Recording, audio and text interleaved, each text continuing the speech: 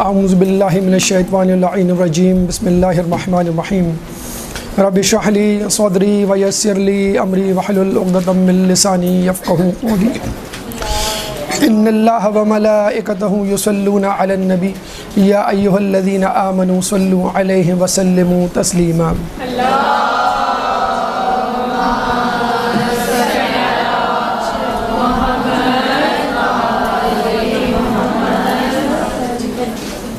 مقام سیدہ بروز محشر، یہ ہمارا آج کا عنوان۔ چھٹے امام امام جعفر صادق علیہ السلام، اللہم صلی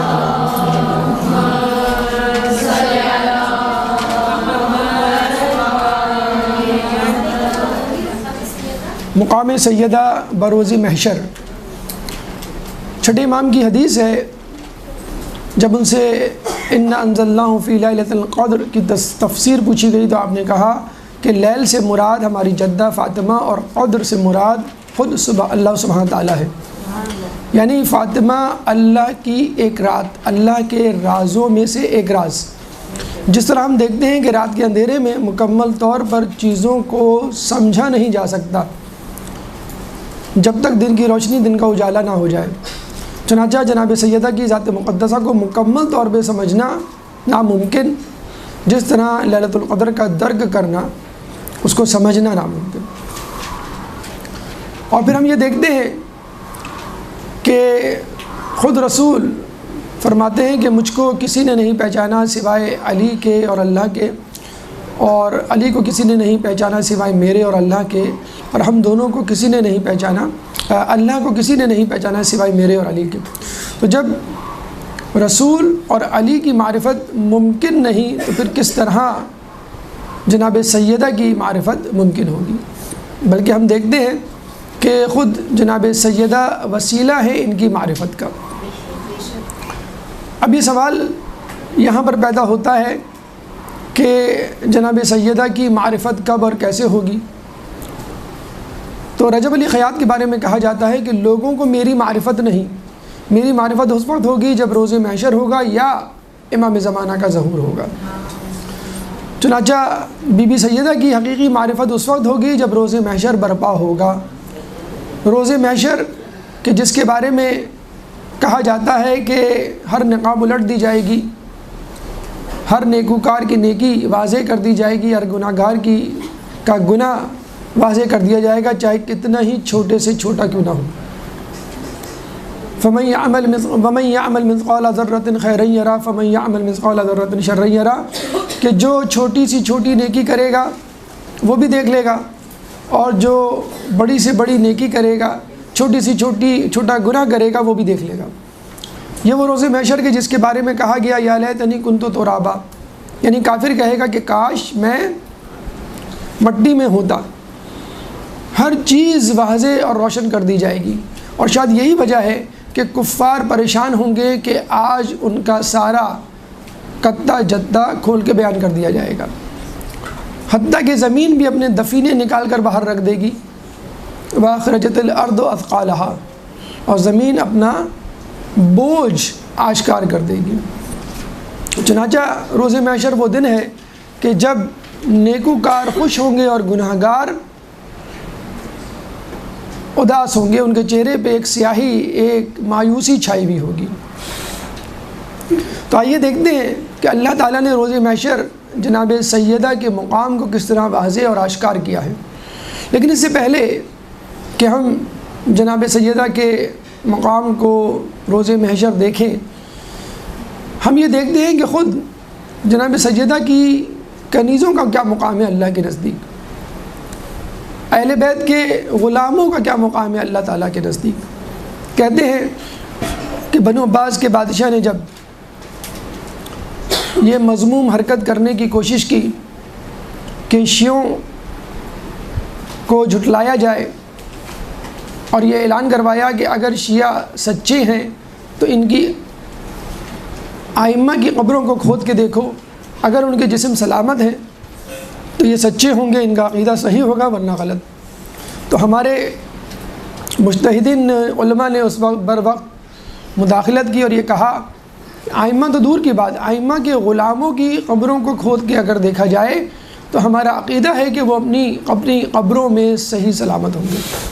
چنانچہ جناب حر کی قبر کو کھود کے دیکھا گیا تو ان کا جسم تر و تازہ صحیح سلامت، حتیٰ کہ بی بی سیدہ کا وہ رومال جو امام حسین نے ان کو تحفتاً دیا تھا ان کے ماتھے پہ بندھا ہوا تھا اور اس میں سے تازہ خون ابل رہا تھا۔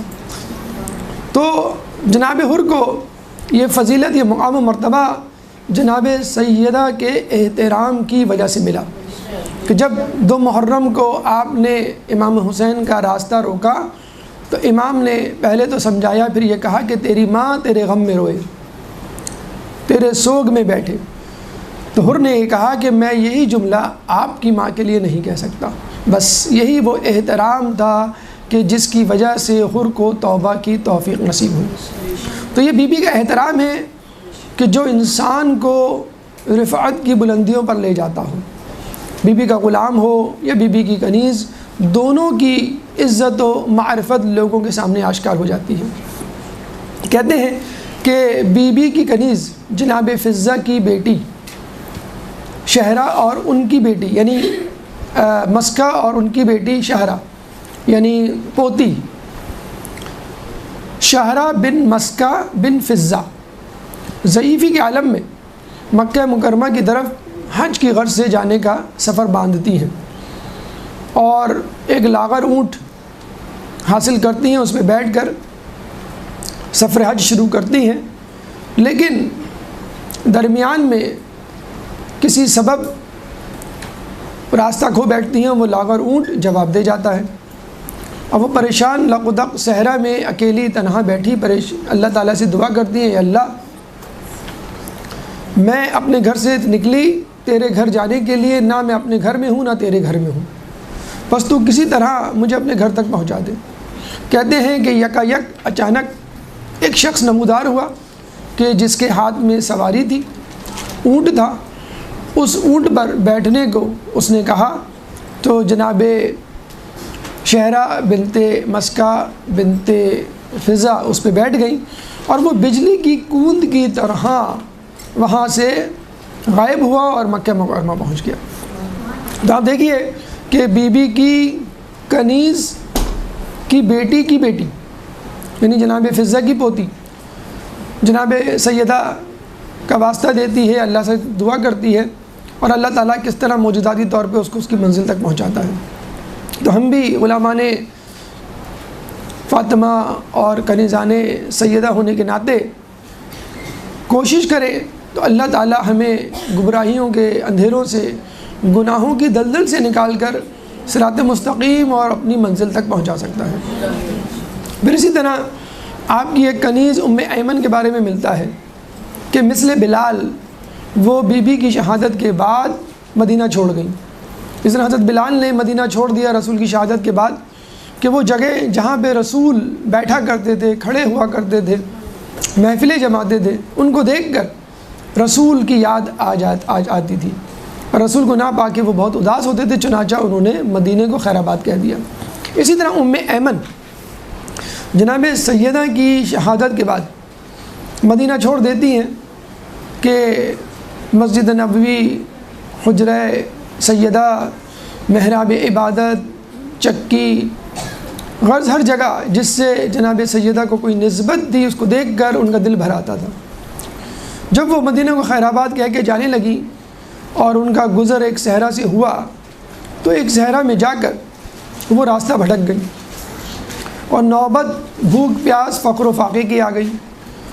پیاس کی شدت اور بھوک کی شدت نے ان کو پریشان کر دیا اور قریب المرگ جیسی کیفیت ہو گئی۔ چنانچہ انہوں نے اللہ سے سچے دل سے دعا کی۔ کہتے ہیں کہ آسمان سے اسی وقت ایک ڈول پانی کا رسی سمیت نازل ہوا اور اس ڈول کے پانی سے انہوں نے اپنی پیاس بجھائی، اور کہتے ہیں کہ اس پانی کو پینے کے بعد 7 سال تک ان کو نہ بھوک لگی نہ پیاس۔ تو بی بی سیدہ اپنی غیر موجودگی میں لقدق صحرا میں اپنی کنیز کے لیے پانی کا بندوبست کر سکتی ہیں۔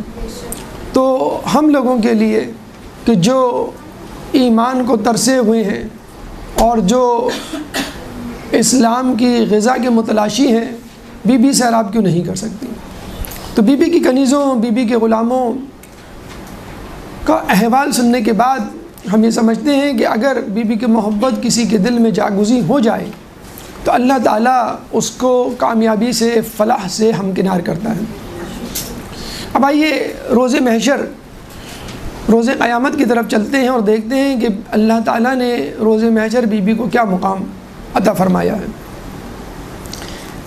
دیکھیے روز محشر خود محتاج ہے رسول اللہ کی دعا کا کہ جس دن ایک نفسہ نفسی ہوگی، افراتفری ہوگی اور لوگ پریشان حال ہوں گے، تو رسول اللہ سجدے میں جا کر جہاں امت نفسی نفسی کہہ رہی ہوگی، یعنی میں چھٹ جاؤں، میں عذاب سے نکل جاؤں، میں جنت میں چلا جاؤں، وہاں رسول اللہ امتی امتی کہہ رہے ہوں گے، اور اس کے بعد اللہ تعالیٰ کا غضب آپ کی دعا سے، آپ کے سجدے سے ٹھنڈا ہوگا۔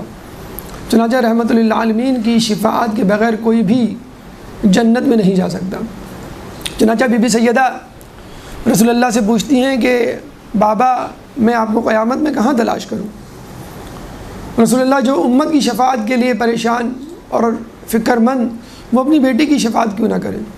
چنانچہ آپ فرماتے ہیں کہ بیٹا مجھے تم جنت کے دروازے پہ تلاش کرنا کہ میں اپنی امت کی شفاعت کروا رہا ہوں گا۔ بی بی فرماتی ہیں کہ اگر آپ مجھے جنت کے دروازے پہ نہ ملے تو آپ کہتے ہیں کہ مجھے حوض کوثر پہ تلاش کرنا کہ میں وہاں پر اپنی امت کو جنت کی نہر حوض کوثر سے سیراب کر رہا ہوں گا۔ بی بی نے کہا اگر آپ مجھے وہاں بھی نہ ملے تو آپ نے فرمایا تم مجھے پل صراط پر تلاش کرنا کہ وہاں پر میں اپنی امت کی سلامتی کی دعا مانگ رہا ہوں گا۔ بی بی فرماتی ہیں کہ بابا اگر آپ مجھے پل صراط پہ بھی نہ ملے تو آپ فرماتے ہیں کہ تم مجھے میزان میں تلاش کرنا کہ میں مقام میزان میں اپنی امت کی حفاظت اور سلامتی کی دعا مانگ رہا ہوں گا۔ بی بی فرماتے ہیں بابا اگر آپ مجھے میزان میں بھی نہ ملے تو رسول فرماتے ہیں تم مجھے جہنم کے کنارے تلاش کرنا کہ میں اپنی امت کو جہنم کے شعلوں سے بچا رہا ہوں گا۔ یہ وہ 5 مقامات ہیں جہاں پر بی بی کہیں نہ کہیں رسول اللہ کو کسی نہ کسی طریقے سے درک کر لیں گی۔ تو ہم سمجھتے ہیں کہ اگر امت کو بی بی کی معرفت ہو جائے تو وہ رسول کی معرفت تک پہنچ جائیں گے، اور جس کو رسول کی معرفت ہو گئی وہ خدا کی رضا کا استحقاق رکھے گا۔ پھر روایتوں میں آیا ہے کہ بی بی کی محبت 100 مقامات پر فائدہ دے گی، اور ان 100 مقامات میں سے چند مقامات یہ ہیں۔ مقام موت، وقت موت۔ آپ کو معلوم ہے کہ جب انسان پر موت کا وقت آتا ہے، نزاع کا عالم ہوتا ہے، تو شیطان وسوسے ڈالتا ہے، اور آخر وقت میں تمام کا تمام ایمان ضائع ہو جانے کا خطرہ ہوتا ہے۔ تو بی بی کی محبت عین موت کے وقت پائے استقامت میں لغزش آنے سے رکاوٹ بنے گی۔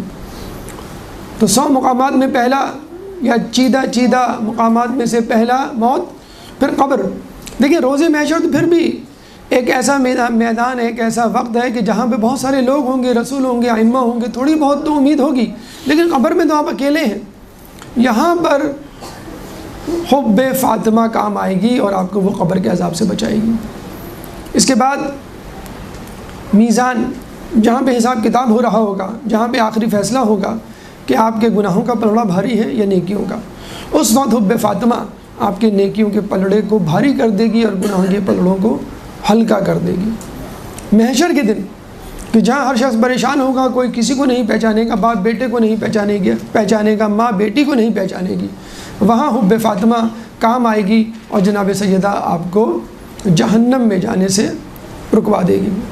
پھر صراط یعنی پل صراط، جہاں پہ ہلکی سی لغزش اور پھسلن آپ کو پل صراط سے نیچے یعنی دوزخ کے شعلوں میں ڈال دے گی، وہاں پہ حب فاطمہ کام آئے گی اور آپ پل صراط سے بحفاظت گزر جائیں گے۔ اور پھر حساب کتاب کا مقام کہ جہاں پر آپ کو اپنے نیکیوں کا، اپنے گناہوں کا حساب دینا ہوگا۔ روایتوں میں یہ بھی آیا ہے کہ جس سے اللہ نے حساب لے لیا وہ تباہ ہو گیا. یعنی حقیقت میں اگر وہ آپ کے گناہوں کو نیکیوں کو گننے میں آئے گا تو آپ بتلائیں کتنی نیکیاں ہیں جو قابل قبول ہوں گی اور کتنے گناہ ہیں جو اللہ نے بخش دیے ہوں گے. چنانچہ بہتر یہی ہے کہ اللہ تعالیٰ چشم پوشی سے عفو و درگزر سے کام لے، ورنہ حساب لینے پر تو شاید ہی کوئی بچے. تو یہ وہ مقامات ہیں 100 مقامات میں چیدہ چیدہ جہاں پہ حب فاطمہ کام آئے گی. اب آئیے روز محشر چلتے ہیں اور دیکھتے ہیں کہ وہاں اللہ تعالیٰ نے جناب سیدہ کو کیا مقام بخشا ہے. ایک درود پڑھ دے محمد والے محمد میں.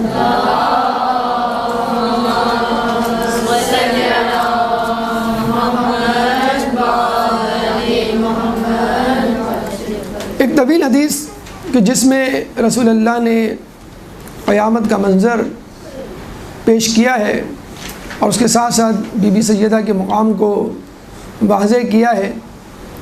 آپ کے سوال پر کہ روز محشر کیسا ہوگا، وہاں کس طرح لوگ محشور ہوں گے، تو رسول اللہ نے گفتگو کا آغاز کرتے ہوئے اپنی بیٹی کو بتلایا کہ روز محشر جس شخص کے لیے زمین سب سے پہلے شگافتہ ہوگی وہ میں ہوں گا.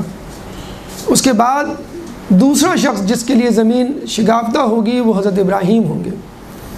اس کے بعد تیسرا شخص جس کے لیے زمین شگافتہ ہوگی وہ علی ابن ابی طالب ہوں گے. اس کے بعد جبرائیل علیہ السلام 70,000 فرشتوں کے ساتھ اور 7 خیموں کے ساتھ تمہاری قبر پہ وارد ہوں گے. ان 7 خیموں کو تمہاری قبر کے آس پاس لگا دیا جائے گا. پھر اسرافیل علیہ السلام جنت سے 3 نورانی حلے لباس تمہارے لیے لے کر آئیں گے جن کو تم زیب تن کرو گی. اس کے بعد تمہاری وہاں سے روانگی ہوگی اور رقائل نامی ایک فرشتہ ایک نورانی اونٹ کی مہار ہاتھ میں لیے تمہاری سواری کا انتظام کرے گا. یہ اونٹ کی مہار موتیوں کی بنی ہوئی ہوگی اور اس کے اندر سونے کی ڈوری ہوگی. جب اسرافیل علیہ السلام رقائل علیہ السلام نامی فرشتہ تم کو لینے آئے گا تو اس کے ساتھ 70,000 فرشتے ہوں گے. تم جب کچھ فاصلہ طے کرو گی تو 70,000 حوریں تمہارا استقبال کریں گی. پھر کچھ فاصلے پہ میدان محشر میں مریم بنت عمران تمہاری مادر گرامی خدیجہ بنت خویلد اور آسیہ بنت مزاحم. اور آپ کو معلوم ہے کہ کائنات کی 4 معتبر ترین خاتون، باعظمت خاتون، بہترین زنان یہی 4 ہیں، جناب سیدہ، جناب خدیجہ، مریم بنت عمران، آسیہ بنت مزاحم. اور ان تینوں خاتون آسیہ بنت مزاحم، مریم بنت عمران اور خدیجہ بنت خویلد کا استقبال کرنا بی بی سیدہ کا بتلا رہا ہے کہ بی بی سیدہ ان 4 میں سب سے بہتر ہے، سب سے افضل ہے. اس کے بعد یہ قافلہ چلے گا اور محشر کے مقام پر آئے گا. 70,000 حوریں آپ کے ساتھ ہوں گی اور چشم زدن میں آپ پل صراط کو عبور کریں گی.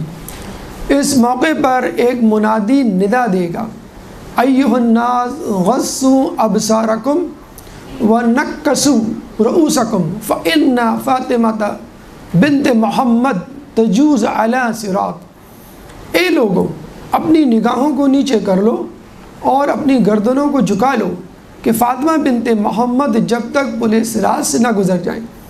اور تم کو اس حالت میں کوئی نہیں دیکھے گا سوائے علی ابن طالب کے اور ابراہیم علیہ السلام کے.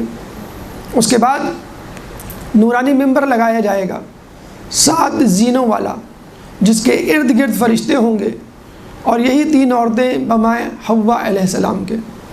اور پھر جبرائیل علیہ السلام کہیں گے، اے فاطمہ تمہاری کوئی خواہش ہو تو بیان کرو.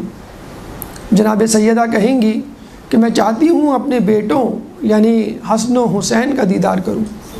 چنانچہ حسن و حسین کو بلایا جائے گا اس حالت میں کہ امام حسن علیہ السلام سامنے کھڑے ہوں گے اور امام حسین کا سر بریدہ لاشا زمین پر پڑا ہوگا اور اس سے خون ابل رہا ہوگا، جس کو دیکھ کر جناب سیدہ غضب میں آ جائیں گی اور کہیں گی یا الہی میں انتقام چاہتی ہوں۔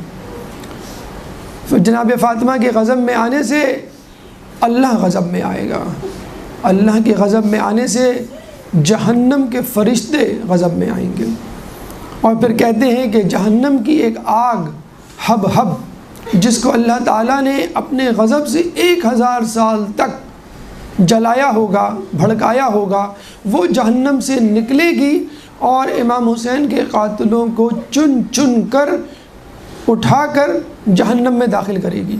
اور جب یہ قاتلان حسین جہنم میں جائیں گے تو کہیں گے اللہ ہم تو سب سے پہلے وہ لوگ ہیں جو جہنم میں داخل ہوئے، حالانکہ ہم سے پہلے مشرکوں کو داخل ہونا چاہیے۔ تو اللہ تعالیٰ ان سے کہے گا کہ علم آنے کے بعد گناہ کرنا بدتر ہے علم نہ ہونے پر گناہ کرنے کے۔ تم لوگوں نے علم ہونے کے باوجود کہ ہم کس کو قتل کر رہے ہیں، ہم کس کو تکلیف دے رہے ہیں، ہم کس کو ایذا پہنچا رہے ہیں، تم نے اپنے امام کو قتل کیا۔ ایک روایت میں یہ بھی ملتا ہے کہ ایک شخص مثل انسان تلوار ہاتھ میں لے کر آئے گا اور امام حسین کے قاتلوں کو چن چن کر قتل کرے گا۔ پھر دوبارہ مرنے کے بعد ان قاتلان حسین کو زندہ کر دیا جائے گا۔ اس دفعہ علی مرتضیٰ ہاتھ میں تلوار لیں گے اور حسین کے قاتلوں کو چن چن کے قتل کریں گے۔ پھر دوبارہ ان کو زندہ کر دیا جائے گا۔ اس دفعہ امام حسن علیہ السلام تلوار لیں گے ہاتھ میں اور قاتلان حسین کو چن چن کر قتل کریں گے۔ پھر ان کو زندہ کر دیا جائے گا۔ اس دفعہ امام حسین خود تلوار ہاتھ میں لے کر اپنے قاتلوں کو کیفر کردار تک پہنچائیں گے۔ اس کے بعد پھر دوبارہ ان کو زندہ کر دیا جائے گا۔ پھر رسول فرماتے ہیں میری ذریت میں کوئی ایسا شخص نہ ہوگا جو تلوار ہاتھ میں لے کر قاتلان حسین کو قتل نہ کرے۔ اس کے بعد ان کو جہنم میں ڈال دیا جائے گا۔ امام حسین کے قاتلین سے، قاتلان حسین سے بدلہ لینے کے بعد بی بی نور کے ممبر پہ بیٹھیں گی تو اللہ ان سے کہے گا کہ بی بی اب تم کیا چاہتی ہو؟ تو بی بی کہیں گی احببت ان یعرف قدری فی مثل ھذا الیوم، اے اللہ میں چاہتی ہوں کہ اس دن کے مثل میری معرفت لوگوں کو کروائی جائے۔ آپ کو معلوم ہے کہ اہل بیت کی معرفت ان کی زندگی میں نہ ہوئی، اگر ہوئی ہوتی تو ان کو ایذا رسانی نہ دی جاتی، ان کو شہید نہ کیا جاتا اور ان کا بائیکاٹ نہ کیا جاتا۔ چنانچہ جناب فاطمہ کہیں گی کہ میری قدر و منزلت کو لوگوں پہ منکشف کیا جائے کہ میری قدر و منزلت کیا ہے۔ چنانچہ اللہ تعالیٰ ان سے کہے گا اے فاطمہ اپنے چاہنے والوں کو چن چن کر جنت میں لے جاؤ۔ چنانچہ جناب سیدہ اپنے چاہنے والوں کو چن چن کر جنت میں لے جائیں گے، اور جب یہ چاہنے والے شیعان علی، شیعان فاطمہ جنت میں داخل ہو رہے ہوں گے تو وہاں ٹھہر جائیں گے اور ٹھہر کے وہی جملہ دہرائیں گے جو جناب سیدہ نے کہا ہوگا کہ اللہ ہم چاہتے ہیں کہ ہماری معرفت لوگوں پر منکشف ہو۔ چنانچہ اللہ تعالیٰ ان سے کہے گا کہ تم اب اپنے چاہنے والوں کو، اپنے دوست داروں کو چن چن کر جنت میں لے جاؤ۔ یعنی جناب سیدہ تو شافع ہیں، شفاعت کرنے والی ہیں ہی اپنے محبوں کی، اپنے دوست داروں کی، اپنے چاہنے والوں کی، بلکہ فاطمہ کے چاہنے والوں کے چاہنے والے بھی جنت میں جائیں گے، کیونکہ فاطمہ کے محبدار، فاطمہ کے دوست دار، فاطمہ کے چاہنے والے بھی شفیع ہوں گے قیامت کے دن۔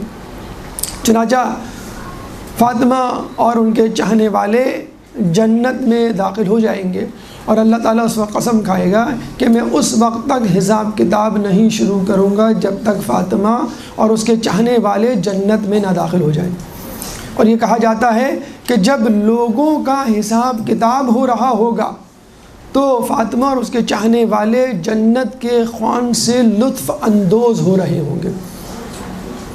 اور قرآن کی آیت سورہ انبیاء آیت نمبر 102 میں اللہ تعالیٰ فرماتا ہے وَهُمْ فِي مَا اشْتَهَتْ أَنفُسُهُمْ خَالِدُونَ، کہ ان لوگوں کو وہاں پر وہ تمام چیزیں دی جائیں گی کہ جو وہ چاہیں گے، اور وہاں پہ وہ ہمیشہ ہمیشہ رہیں گے۔ اور ایک اور چیز کہ لا يحزنهم الفزع الاکبر، سورہ انبیاء کی آیت نمبر 103، کہ اس دن فزع الاکبر یعنی روز قیامت ان کے لیے کوئی خوف، حزن و ملال نہیں ہوگا۔ تو اس طرح اللہ تعالیٰ جناب سیدہ اور ان کے چاہنے والوں کو قیامت میں جزا دے گا اور ان کو اس طرح داخل کرے گا کہ وہ حساب کتاب سے پہلے ہی جنت میں چلے جائیں گے۔ اور قرآن کی ایک اور آیت سورہ طور آیت نمبر 21 میں اللہ تعالیٰ فرماتا ہے کہ والذین آمنوا واتبعتہم ذریتہم بإیمان الحقنا بہم ذریتہم، کہ والذین آمنوا، کہ اے وہ لوگ جو ایمان لائے، واتبعتہم ذریتہم، اور ان کی ذریتوں میں جن لوگوں نے ان کی اتباع کی، الحقنا بہم، اللہ تعالیٰ ان کو ان سے ملحق کر دے گا ان کی ذریتوں کو۔ تو کہنے کا مقصد یہ ہے کہ قیامت کے دن بہت سے لوگ ایسے ہوں گے کہ جو اللہ کے عذاب کا، اللہ کے عتاب کا شکار بنیں گے، تو وہ اللہ سے فرمائیں گے اے اللہ، ہم تو قیامت کے دن ہم تو کربلا کے دن کربلا میں موجود نہیں تھے اور ہم قاتلان حسین میں سے نہیں ہیں۔ تو اللہ تعالیٰ کہے گا کہ تم کربلا میں قاتلان حسین کے ساتھ تو نہ تھے، لیکن کربلا کے بعد تم قاتلان حسین سے خوش تھے، ان کے عمل سے خوش تھے، ان کے فعل سے خوش تھے۔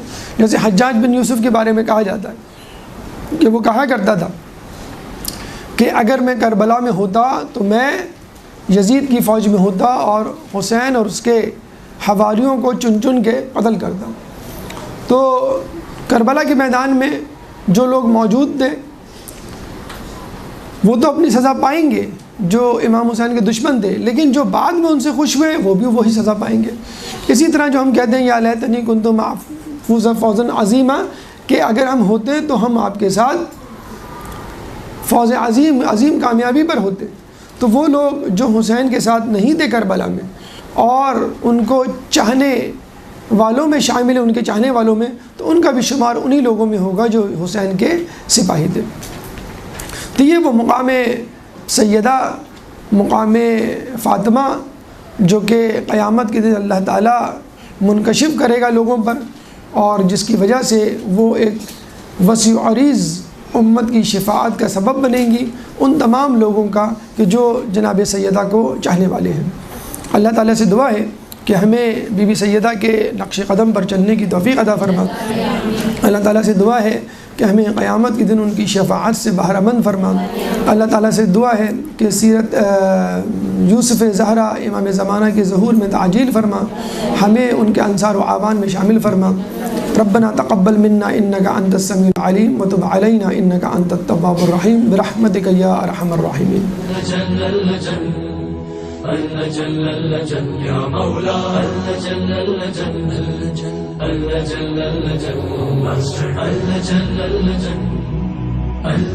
يا صاحب السماء